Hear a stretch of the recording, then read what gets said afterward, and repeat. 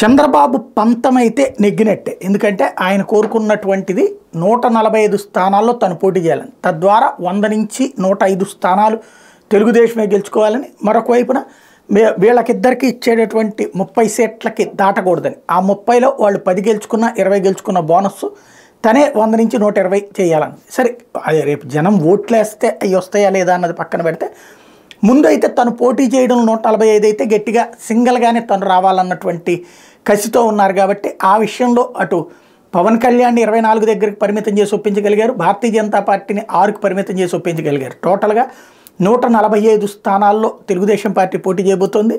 అలాగే జనసేన 24 స్థానాలు, 6 భారతీయ జనతా పార్టీ. తద్వారా చంద్రబాబు నాయుడు అయితే ఎక్కడ వెనక్కి తగ్గల. పాపం భారతీయ జనతా పార్టీకి సంబంధించిన కార్యకర్తలు, నాయకులు మా వాళ్ళు చాలా తోపులు అంటూ ఎలివేషన్ ఫీల్ అయ్యారు వాళ్ళు. అంటే సినిమాల్లో హీరో లెక్కనే ఫీల్ అయ్యారు వాళ్ళు. ఖచ్చితంగా ఒప్పిస్తారు, వీళ్ళని 10కి ఒప్పిస్తారు, లేకపోతే 8కి ఒప్పిస్తారు, అట్లాగే 15కి అసెంబ్లీకి ఒప్పిస్తారు అన్నటువంటి.